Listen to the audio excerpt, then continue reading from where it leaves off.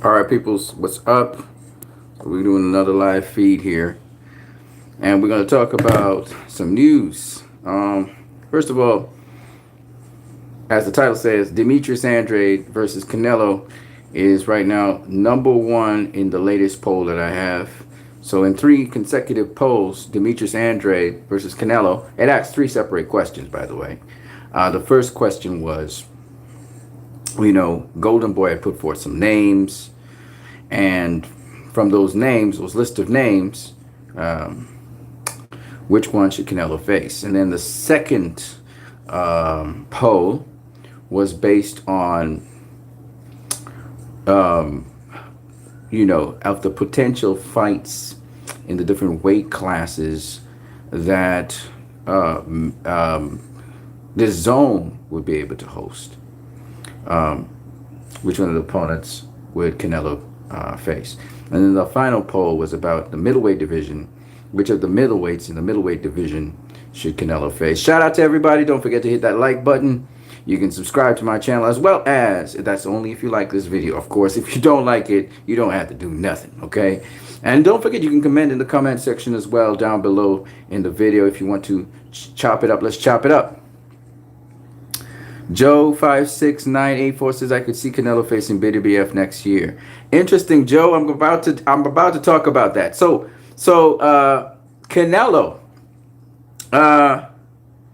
Canelo facing Demetrius Andrade. That is the winner of the poll so far. We will see if as the poll moves on, if that poll, I think it's right now 35% to 20 something percent for the other guys, or 18% for the other people. All right, so Demetrius Andrade has again shot into the lead. We're going to see how that poll progresses as time goes along. But again, it seems as though Canelo fans, I can't verify that they're Canelo fans though, but Canelo fans seem to want Canelo to face Demetrius Andrade, who is right there in the middleweight division. You see, there's some things in life I just don't understand. People try to spin it and make reasons, but at the end of the day, it don't make no damn sense what you're saying. All right? There's no way Canelo versus Derevyanchenko, no way, is more lucrative than Canelo versus Demetrius Andrade. It's just not, because the way how you can pitch a Canelo versus Demetrius Andrade fight as undisputed middleweight championship of the world, you can't do with Derevyanchenko. It's just an IBF defense.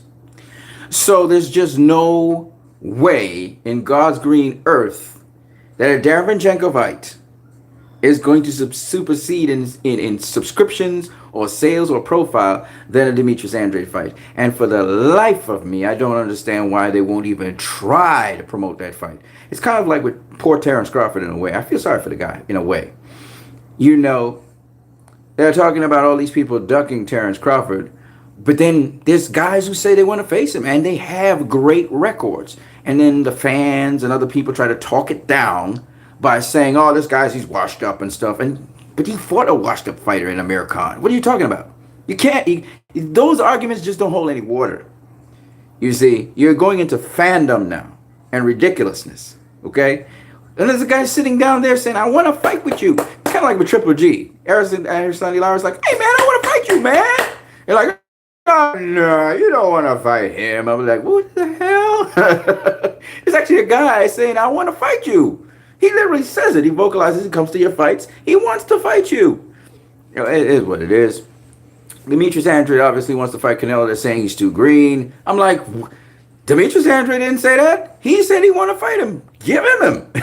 There's one thing about me you'll find out is, if a fighter say he want to fight the other guy, I know he's going to get his ass beat. But, hey, if he wants it, give him it. You know what I'm saying? And that's how I'm going. I've always rolled that way. Very consistent in what I say. And so I try to keep it consistent. I can't be changing things because this fighter did this and that. I don't give a fuck about color. I don't give a fuck about this fighting style. I'm looking at and trying to be as consistent as possible. There will be biases on my part, but I try to be as consistent as possible. So here's a fight that Canelo can have. And there's a fighter that actually wants to fight him. And they're in a unique situation where the fight could actually take place. And that fighter's name is Demetrius Bivol. And God damn it, I would love to see that fight. That actually tickles me inside when I hear Demetrius Bivol, and this was Unboxing Scene, just for you guys to know. Unboxing Scene, go check it out, Unboxing Scene. Bivol still wants Canelo. We don't have opponents. Let's fight. I mean, come on now. Come on now. Come on now. What y'all gonna say now? This is a real one. This is a real one. This is a real boxer. Bivol. He's not a big light heavyweight. So let me read it for you guys. That is a fight I would pay to see. And that's a hell of a fight.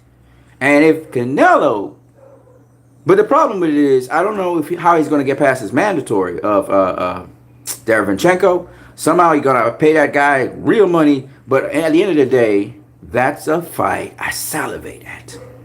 Because I know Bivol's a fantastic boxer. I know this. So Canelo versus Dimitri motherfucking Bivol? Are you out of your fucking mind? Hell yeah. Sorry about all the F-bombs. I'm really happy. It's not a bad word. That's not really... Are you kidding me? Well, listen, Dimitri Bivol is so good. This guy is not even a light heavyweight. And he's beating light heavyweights. Hell yeah. I want to see that. Any day, anytime. I want to see that. Will Canelo actually entertain that thought? I don't know.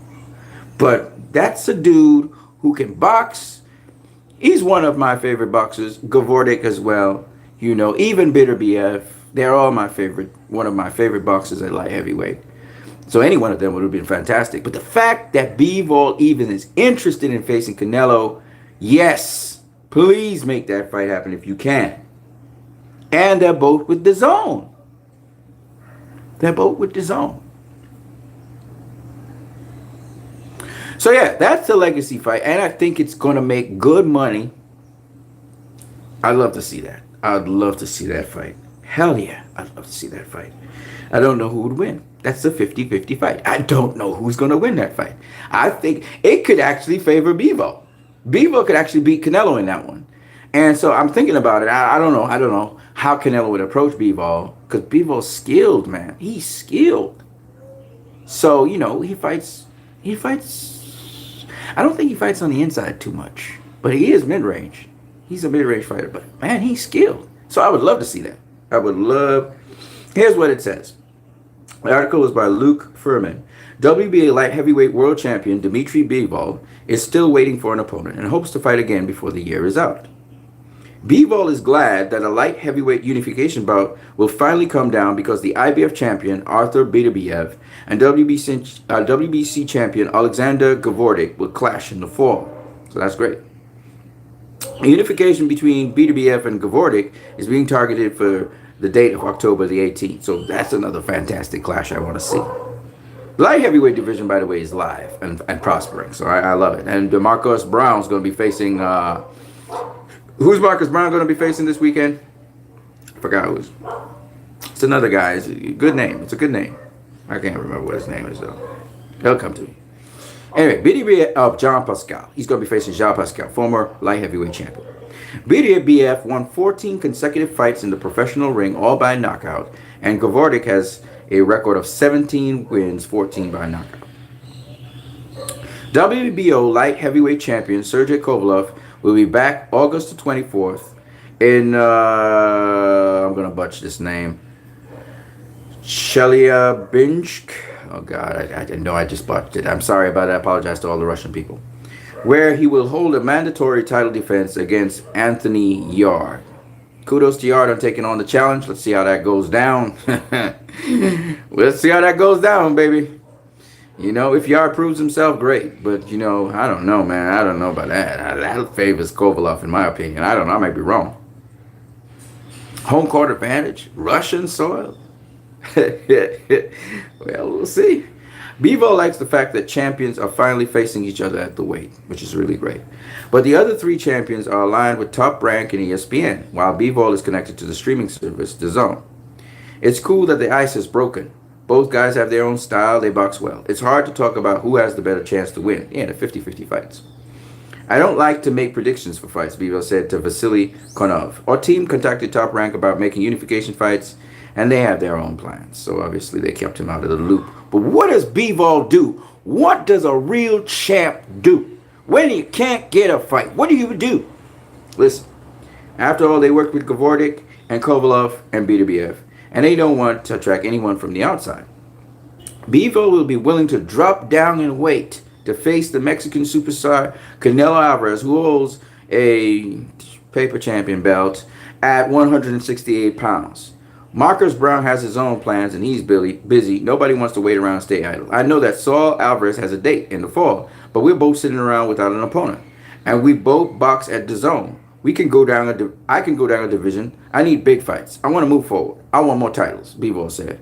That's what you do. So if you can't get a fight at welterweight, what do? You go up to super welterweight. You get a title. You know what I'm saying? Terrence Crawford. There's Jaime Munguia right there. Get his ass. Golden Boy and Top Rank always work together. Get him. Get your title. Get your respect.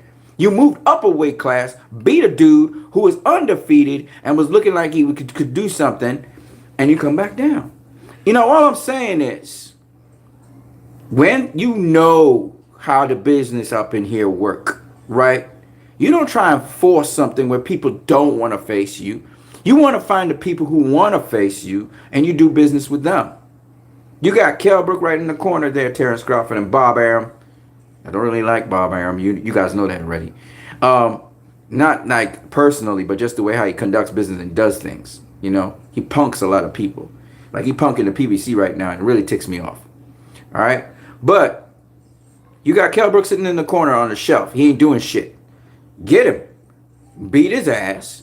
And you got a guy with a resume that's rich. He's a real welterweight. He's a true welterweight. He fought Gennady Golovkin. He fought Errol Spence. He fought Sean Porter, who's WBC World Champion right now. Fight that dude. You know what I'm saying? He got a resume and stuff. Stop bitching and whining about how you ain't getting fights with these PBC fighters. Like Bob Arum is giving you these excuses. And what I would tell Terrence Crawford right now, dude, you can't wait for your promoter to do something. You got to get off your ass, go to those fights, and confront those fighters at the end of the fights. And you have to see them face to face, eye to eye. You got to go to their damn fights. And you ain't desperate, and you got to knock on their door. Muhammad Ali did it to, what's the guy's name? He actually went in the guy's front yard, actually, front lawn. I was yelling him down. You got to actually do that because Bob Arum ain't going to get it to you. He's just making noise just to sort of make you feel like you're doing something or for the media to feel so. They ain't doing shit. They ain't want to get Danny Garcia. Obviously, they ain't want to, because Danny Garcia ain't got nobody right now, as far as we know. Maybe he does have Mikey Garcia. Maybe that fight's down the road right there. But I mean, come on, man. You got a lot in store, and you're gonna fight a dude that is just not on your level right now. Bobby, I'm trying to sell a fight that's not on your level. What are you gonna do is try to make a lot of noise so people can see Terrence. Terrence Crawford ain't selling shit. He ain't selling pay-per-views. You know why? Because Bobby Aruman's not managing him properly. Errol Spence said it. Derek James said it. Okay? A bunch of people have said it. He's not managing Terrence Crawford properly. Terrence Crawford should be the next thing since sliced bread. He supposedly pound for pound number one. What the fuck is he doing sitting on a shelf? So, for those people, smash that like button if you're watching this video and you like it. Please smash that like button. Don't just watch my videos. Please smash the like button. All right, that's if you like it. If you don't like it, then that don't matter. So my point is, Canelo, B said, I understand what the realism of the situation is. So I'm going to try and get me Canelo. I'm going to get some respect. I'm going to get that fight. All right? Floyd Mayweather. I'm going to use Floyd Mayweather. I know you all don't like to hear that. You say, I'll eat Floyd Mayweather. I'm going to use him. When Floyd couldn't get Costa Zoo and Ricky Hatton, what did he do? He went up in weight. He went up in weight. Y'all was poking at Gennady Golovkin. If you can't get fights at 160, go up in weight to 168 or 175 and make a fight. Didn't y'all say that? Okay, it got to apply across the fucking board. Y'all got to apply your shit across the board. Not because you're a fan of a fighter.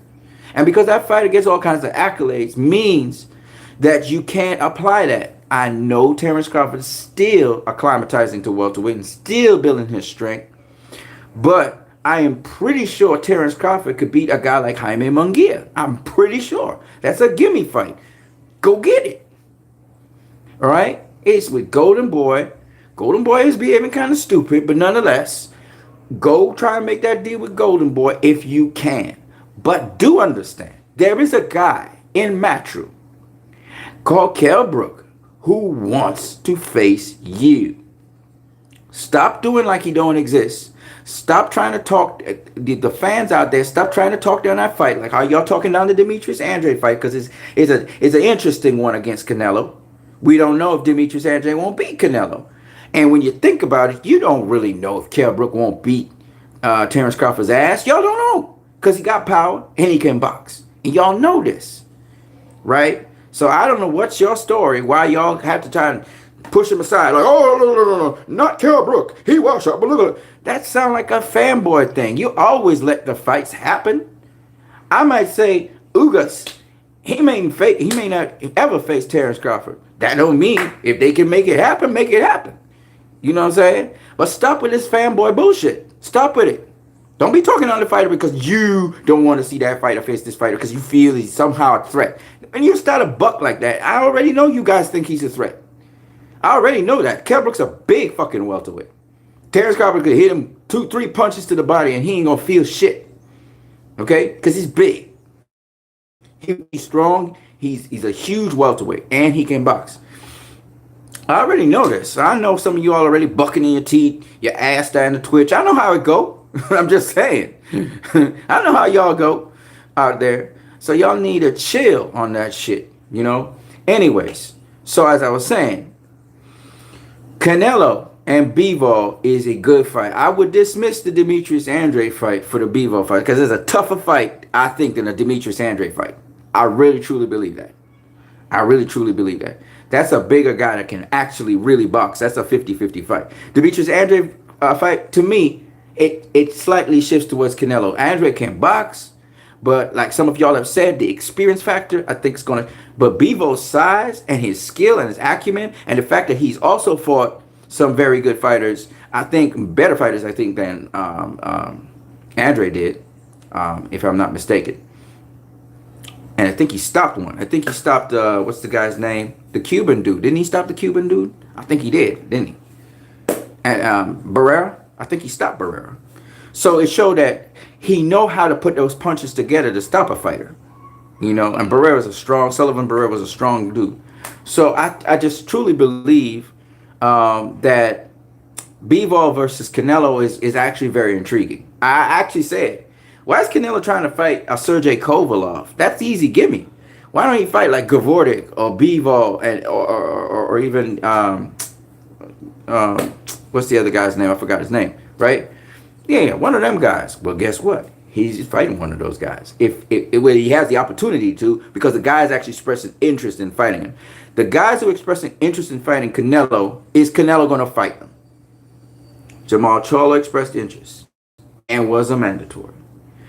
Demetrius Andrade expressed interest. Okay? Triple G expressed interest. Alright? Triple G expressed interest. He actually said, I want to face Canelo. That's 3. We got to be real. Bivol now expressed interest. Okay? Who else spoke about Canelo? Did Callum Smith say anything? I think Callum Smith also expressed interest. Right? So, those are the guys. But Callum Smith said, the time is now, otherwise forget the window. Right? So my point is, all these guys expressed interest in facing Canelo. All right? He got this mandatory called Derevyanchenko, who, personally speaking, you know, I think he should just give him step-aside money. Pay him a good amount of money so he can shut his ass up and stop demanding this mandatory and let the IBF know, hey, man, look, homie, I want to do this fight right here. You know?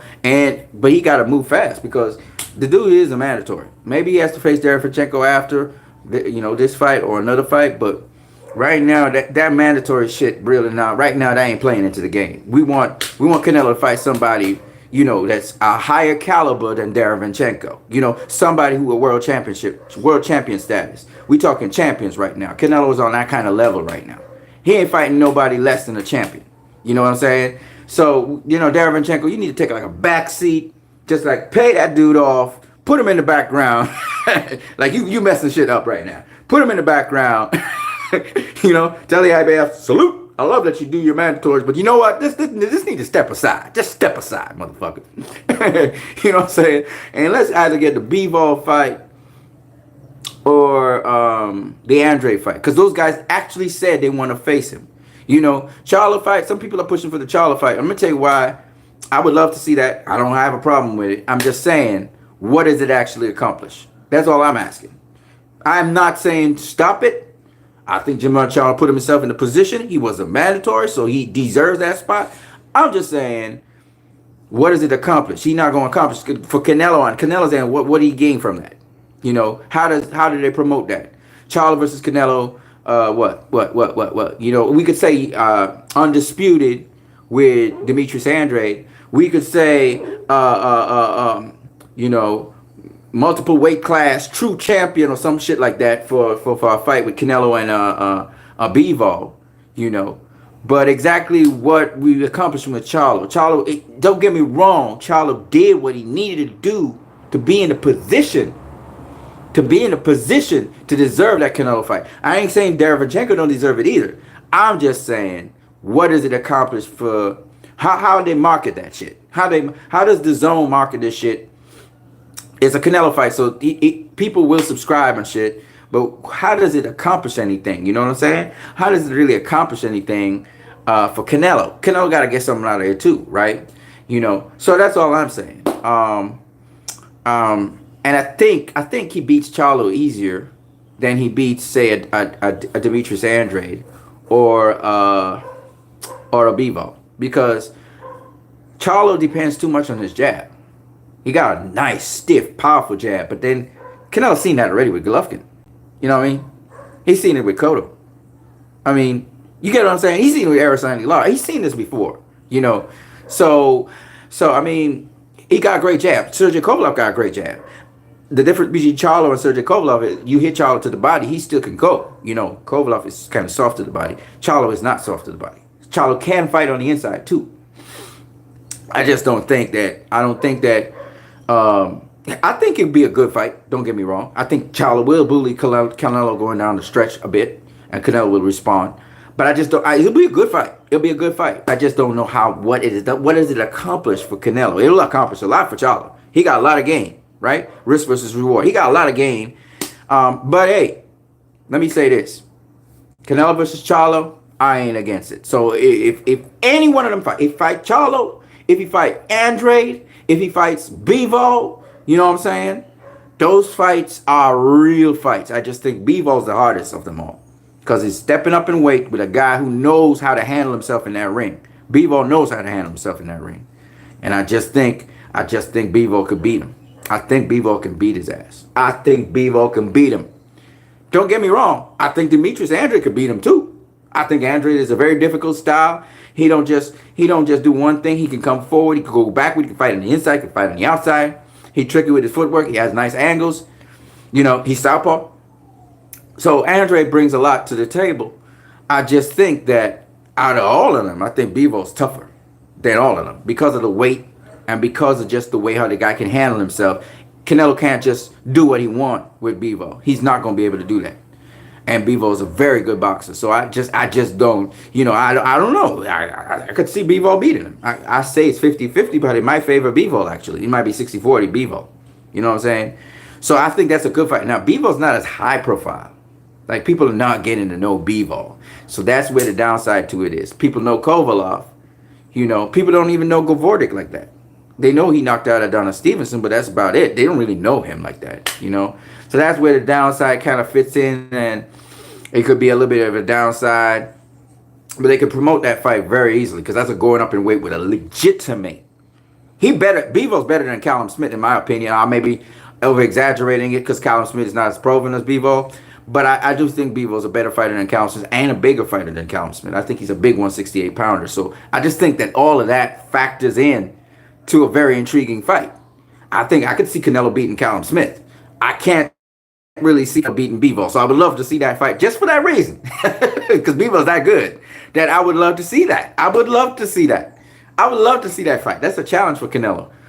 Canelo versus Bivol? That's a hell of a fight. I'm going to tell you that right now. So if I mean I don't know what to say. That's what I would. That trumps Canelo versus Demetrius Andre any day, anytime, any day, anytime.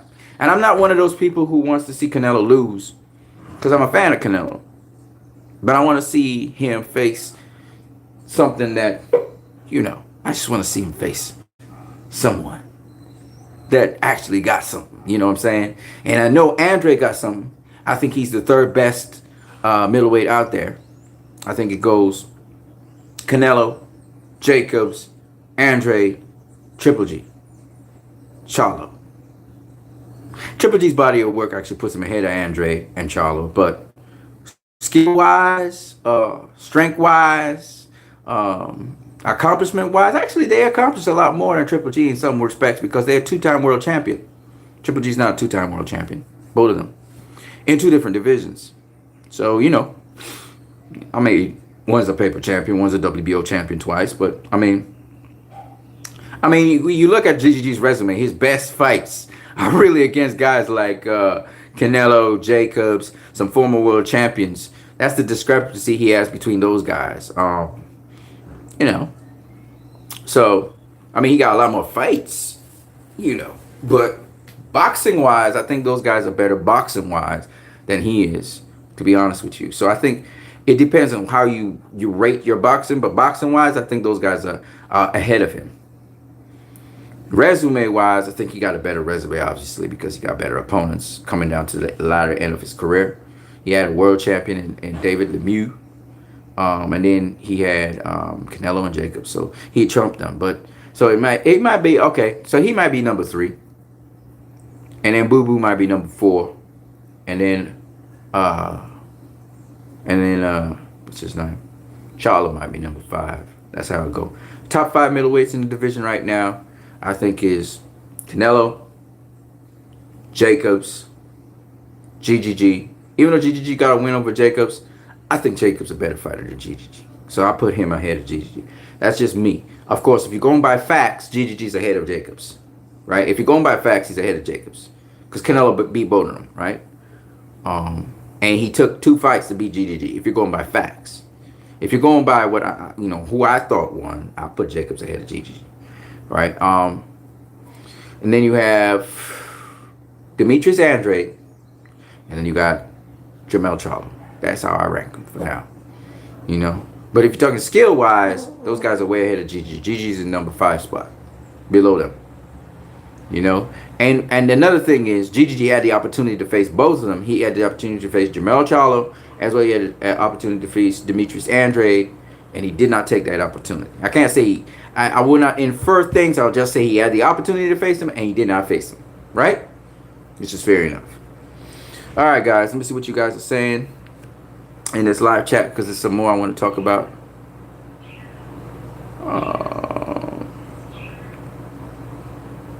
Jackson the Hopeful says Canelo is scared.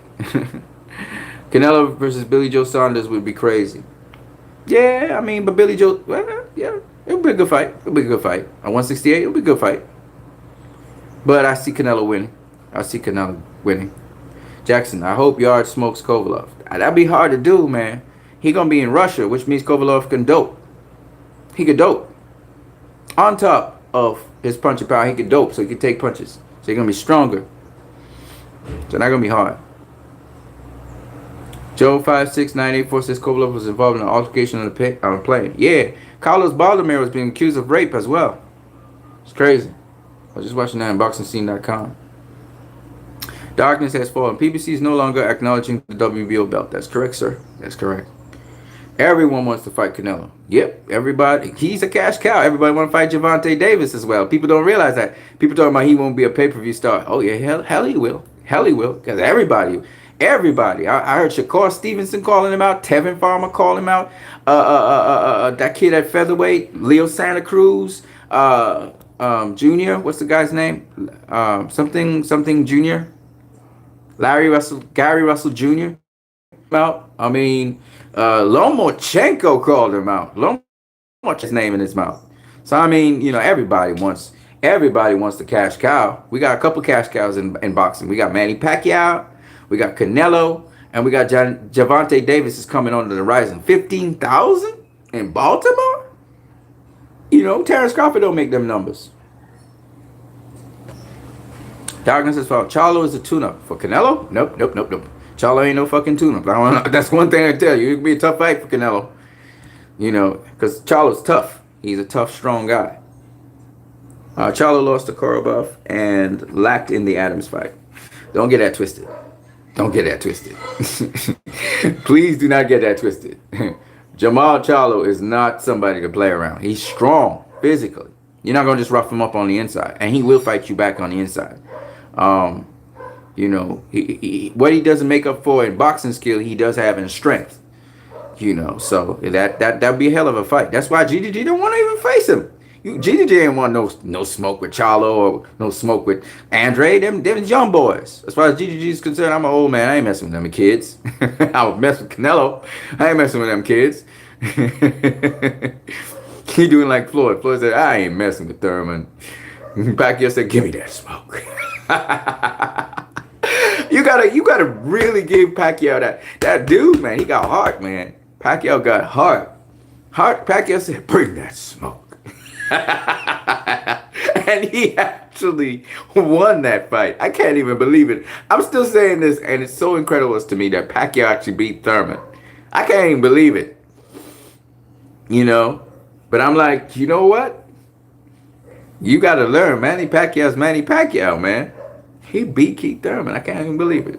Even now, it's so incredible to me how this 40-year-old man accomplished that shit.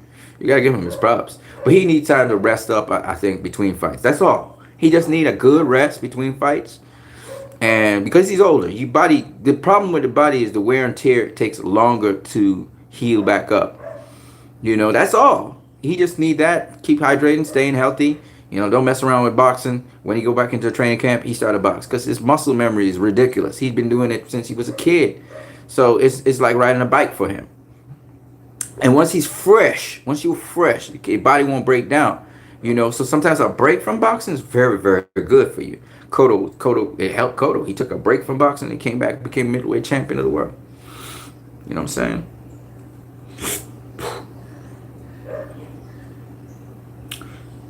Which leads me to another funny thing that we have here. Okay, this stuff is not moving. But when it moves, yeah, so I had some other things I want to talk to you guys about. Oh, I did. I don't know what's happening to me. I always do one. What time is it? 4 o'clock. Oh shit! It's 5 o'clock in the afternoon. That's ridiculous.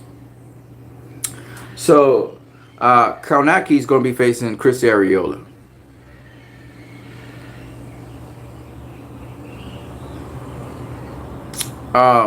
Konaki's going to be facing Chris Arreola. I'm going to talk to you just now in a minute, brother. And Chris Arreola, you saw Deontay Wilder did not knock him out. The corner stopped the fight. But Deontay Wilder could not knock him out. And he was game all the way through the fight. He was still throwing punches to the body. He was going at Wilder's body. And my point being this.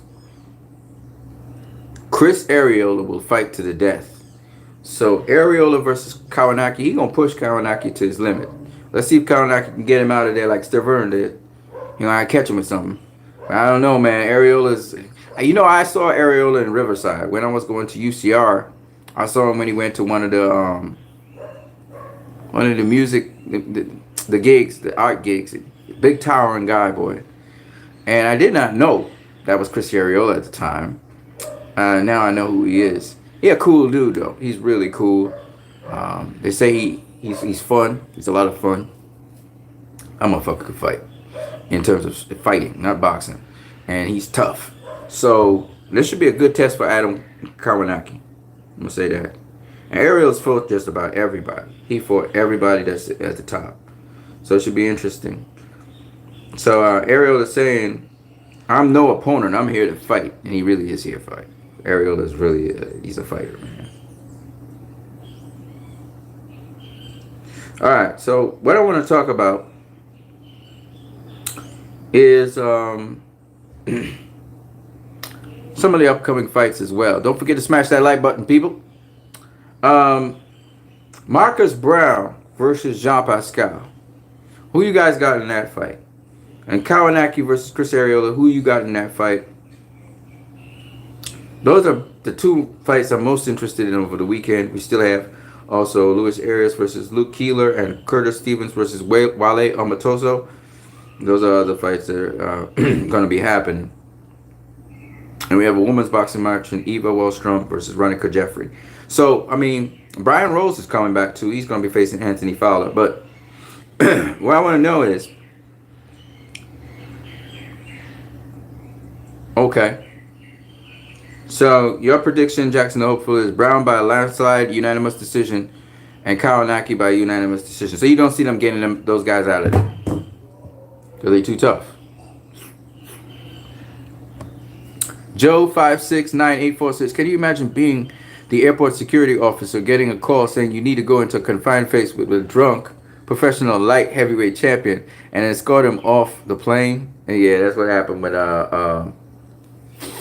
Kovalov. He's still drinking. That motherfucker's still drinking. Pascal is tough. Yes, he is. He's a rough and tough guy. Should be a rough and tough fight. He a little bit wild too. There's another test for Brown. He already faced a better fighter in Badu Jack, so he should be able to handle Pascal. I think he should be able to handle Pascal. Hopefully he's improving as a fighter, so it should be interesting what will happen there. Man, I'm going.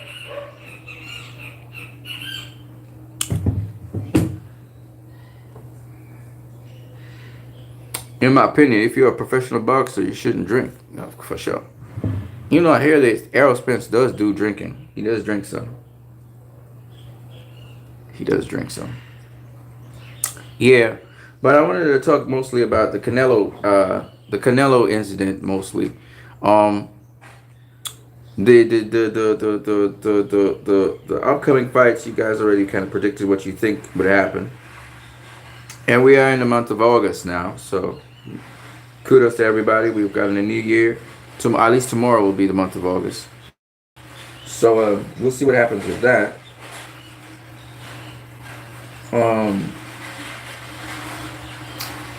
They are talking about the number one guys in the division. Now, sometimes you have a number one guy in a division based on his history of boxing, not necessarily how he's performing now or his boxing style and the holes in his boxing. But if you look at the heavyweight division, this is what they say for the number one guys in the division. They have Andy Ruiz as the number. This is box record, of course. They got Andy Ruiz as the number one boxer in the heavyweight division. They still have Alexander Usyk, even though he's moved up to heavyweight, as the number one cruiserweight. They have Sergey Kovalev as the number one light heavyweight. I do not agree with that. I do understand he's got a better resume than all the other light heavyweights, but I do not feel he is the number one light heavy right now. All right, but it is what it is. In the super middleweight division, Callum Smith is considered the number one super middleweight in the world, and Canelo Alvarez rightfully the number one middleweight. Jaime Munguia is considered the number one super welterweight right now in the division, and I only think they consider it so because the super welterweight championships have changed hands from Charlo to Harrison, and from Hurd to J-Rock. So they're gonna have their rematches, and we'll see what happens with that. But I do think those other guys are much better boxers than Munguia, who has not faced the level of competition they have anyway.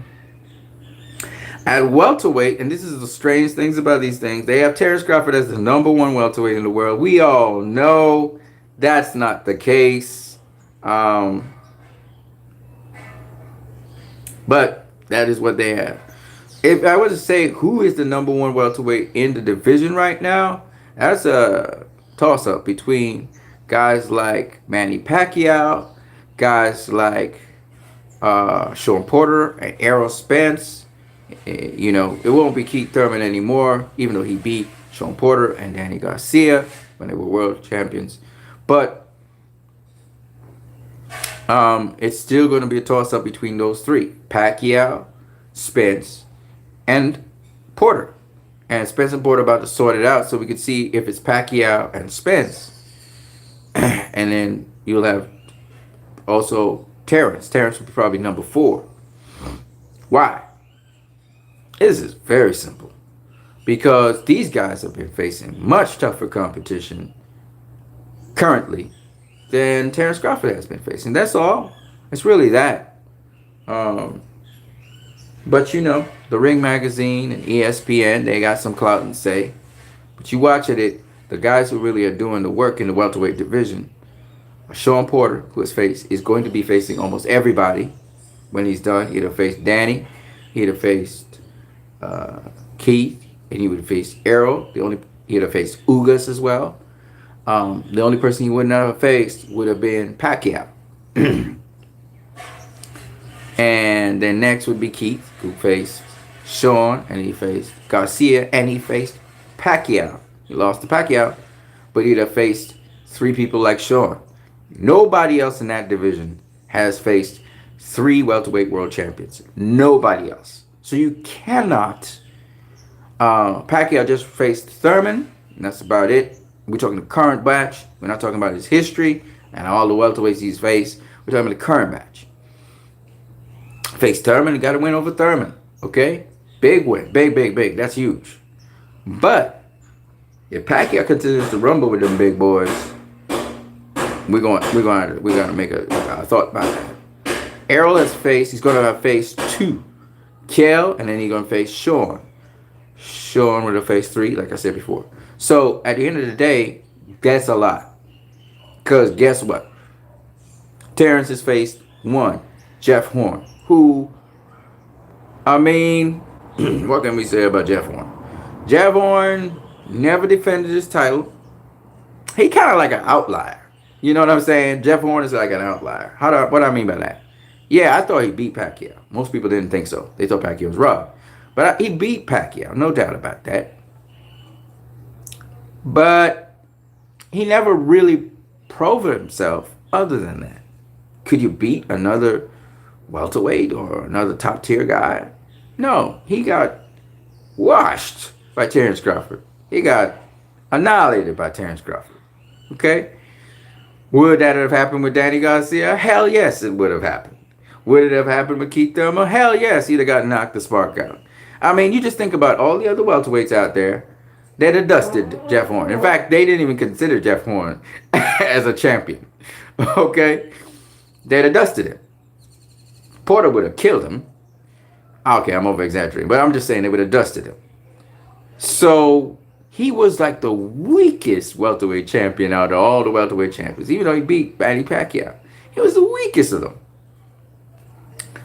And that's who Terrence beat, and that's his champion. But when you talk about Errol Spence, he beat the number 1 welterweight in the world, who at the time was Kell Brook. Sean Porter was beaten by Kell Brook, and Kell Brook became the number 1 welterweight in the world because he beat Sean Porter. But Sean Porter was mostly beaten by most people, except for Danny Garcia, right? But Sean Porter faced Keith Thurman when Keith Thurman was the number 1 welterweight in the world. Danny Garcia faced Keith Thurman when he was the number 1 welterweight in the world. Okay? So Errol Spence got a number 1 welterweight in the world. Porter's got a number 1 welterweight in the world. Keith got a number 1. No, wait. Keith don't got no number 1 welterweight in the world. He just fought a legend in Pacquiao. And Danny Garcia fought the number 1 welterweight in the world. So I'm just saying, that's the kind of competition these guys been getting. Man. In some ways, I feel like Terrence Crawford is like Mike McCallum. He like the dude that's just outside watching in. He just can't get no piece of the action. And the other boys be eating. Here's what it is. You guys as fans need to try and help Terrence by, trying to help Terrence figure out a way to get one of them fights. Get a piece of the pie. He can't sit around waiting for Errol Spence to get all the belts and then come and face him. It's just not. He gonna be miserably disappointed. You going to be an outsider, Terrence. So what you got to do is you got to make some noise. And you got to do something. You got to face somebody. You got to find somebody and face somebody. If you got to go up and wait, you got to do something. You got to make something happen. And you got to tell your promoter, look, man, I need to make some moves. I need to do something. And you try to figure out a way to make some arrangements happen with your promoter. But nobody dictates to Bob Arum, so it's going to be hard for him. All right, so we also got here the number one super lightweight in the world that says Jose Carlos Ramirez. Currently, we don't know if that'll stay that way. Lomachenko definitely, hands down, at lightweight is the number one lightweight in the world. Miguel Barrichello is considered the super featherweight, number one super featherweight in the world. I ain't got no arguments with that.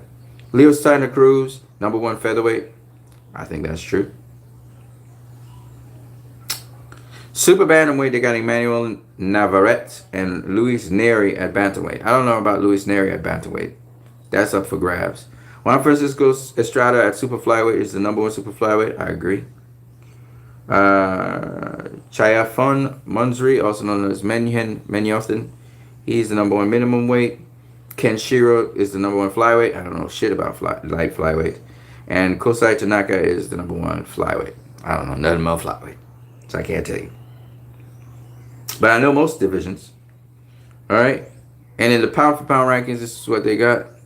They got Canelo as the number one pound for pound fighter in the world. I disagree. I think Pacquiao's taking it. I think Terrence Crawford, they got a second. I don't agree with that. Gennady Golovkin, the third. I don't agree with that. Errol Spence Jr. the fourth. I think Spence is above Terrence Crawford after he faced that Mikey Garcia fight. I think it set it up his pound for pound status because I think both of them were on the pound for pound list at the time. Vasily Lomachenko is at number 5. Alexander Usyk at number 6. Miguel Barrichello at number 7. Callum Smith at number 8. Leo Santa Cruz at number 9. And Manny Pacquiao at number 10. I just don't agree with this listing at all. This pound for pound listing. You know. I think you got to consider Deontay Wilder and Tyson Fury because both of them were able to face each other. They were the number 1, number 2 seeded heavyweights in the world, and they did their thing. So I think you gotta factor they gotta be in the top 10, somewhere in the top 10. One of them got to be, at least one of them. So I mean, I don't know how they come up with their pound for pound list like that, but I just don't think that I'm sure the ring agrees with them, but I don't totally agree with them on that. I think there's some other guys that should be in the pound for pound list. You know, I mentioned names like well, Jared Hurd, he might have been there. He was very dominant as well. But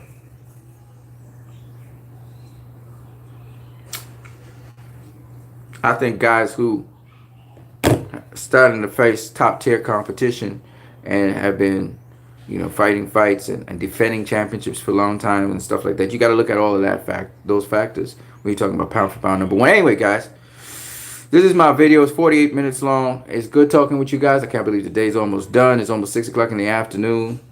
I'm going to chill out, relax. I think I might even fall asleep this afternoon. It was nice talking with you guys. As always, chopping it up with boxing. Let me see what you guys are saying here. Oh, shit. I didn't see that. I think Bitter BF is underrated. Yeah. He's gonna be facing Gavordik. Daddy should give a rematch to Herrera. Yeah, Danny Garcia should give a rematch. But Herrera, okay, yeah, sure. Why not? Since he does not have an opponent. Yep. Why not? Mauricio Herrera. I think but Mauricio Herrera, he ain't campaigning at super lightweight though. He's not a welterweight, is he? I don't know if he's campaigning at super lightweight, I think. So but hey, if he wants to, sure. He ain't got nobody. Herrera ain't got nobody. You know, Herrera got knocked out recently, but yeah, sure. Why not? At least he could right that wrong. Probably stop Herrera this time. So, yeah. He could do that. I'm not really against that because he ain't got no fight. I think they're trying to arrange the Mikey Garcia fight, though. I think that's what they're trying to get put together, to be honest with you.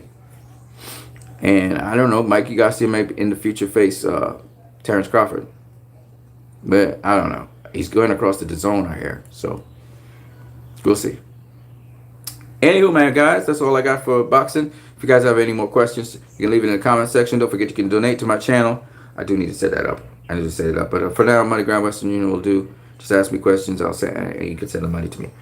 I'll try and get some more educational videos doing. I'm just trying to find out how to do this on my phone. I'm doing a lot of things on my phone, including studio work, which I'm going back to when I'm done here. So you guys have a good one. Peace, deuces, and you will catch me later at another time, at another chain, and another channel.